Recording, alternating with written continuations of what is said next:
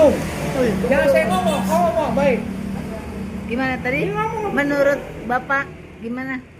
Saya Sofyan, praktisi hukum dari Universitas Bung Karno, alumni, ingin menyampaikan bahwa ada 3 poin yang harus dikembalikan lagi ke ruh bangsa, jati diri bangsa ini.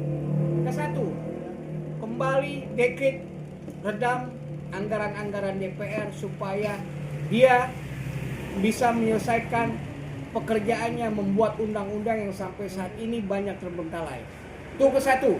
Kedua, kembali lagi kawan-kawan aktivis, biar supaya konstitusi batang tubuh Pancasila undang-undang kita dirubah lagi, pasal 4 dibuang. Karena kenapa? Ada pasal ayat menyatakan bahwa sumber daya alam harus dikelola demokrasi. Itu adalah kepentingan asing. Ketiga, kembalikan lagi polisi ke baraknya, bahwa tugas polisi adalah pengayom. Jangan karakteristik polisi sebagai militerisme. Tugasnya polisi adalah mengayomi dan melindungi. Maka itu kami dengan kawan-kawan para aktivis ingin kembalikan lagi ke konstitusi yang benar yang didirikan oleh founding father kita. Jangan lagi kembali reformasi, ada kepentingan asing yang ingin mengobok-obok konstitusi kita. Itu saja. Terima kasih. Bagaimana menurut pendapat Pak Wibowo? Menurut saya nggak jauh beda, kembalikan fungsi polisi ke tempat yang sebenarnya ketika mereka lahir. Yang kedua itu kembali kepada konstitusi asli, karena sumber penyebab itu kita ada berada di wilayah konstitusi yang asli. Hanya itu sih. Tegasannya? Ketegasannya kemana? Ya kembali pada konstitusi, kemudian benahi institusi kepolisian dan sebagainya, terus kemudian menyangkut kasus terjadi insiden ketika demo, ya digusur tuntas.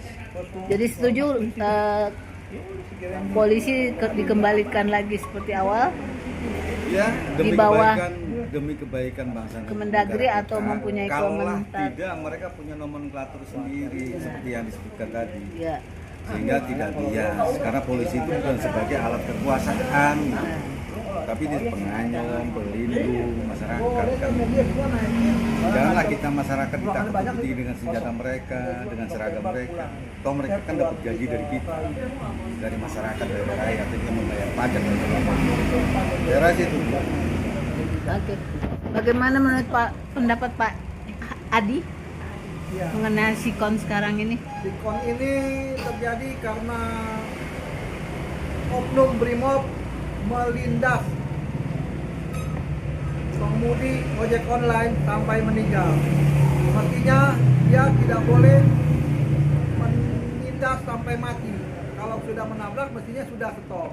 Jangan sampai dilanjutin sampai menindas. Inilah dari awal kerusuhan yang berlanjut sampai sekarang. Penyebab ini, kerusuhan menurut Bapak? Ya, menambah kerusuhan sampai sekarang, minta penjelasan bahwa siapa pelakunya itu tidak jelas sampai sekarang. Apakah Bapak pengemudi ojol juga? Saya adalah pengemudi ojek online. Itu adalah teman seperjuangan kami mencari serupiah, sesuap nasi, bukan seperti anggota-anggota DPR RI yang digaji 3 juta sehari. Itu sangat menyedihkan hati kami, rakyat Indonesia. Kami ojol hanya makan sehari sekali. Jadi Anggota Dewan. Jadi Bapak menuntut keadilan?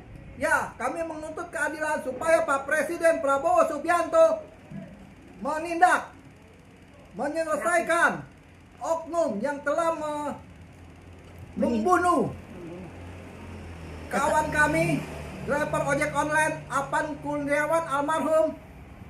Ya, supaya itu tidak terjadi lagi sama kawan-kawan kami. Harus diberlakukan hukum yang berlaku?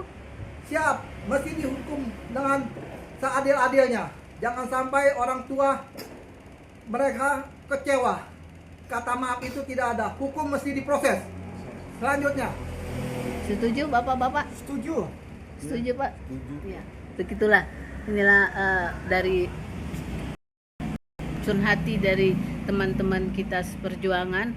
Maka untuk Bapak Presiden semoga bisa diterima dan ditindaklanjuti. Terima kasih.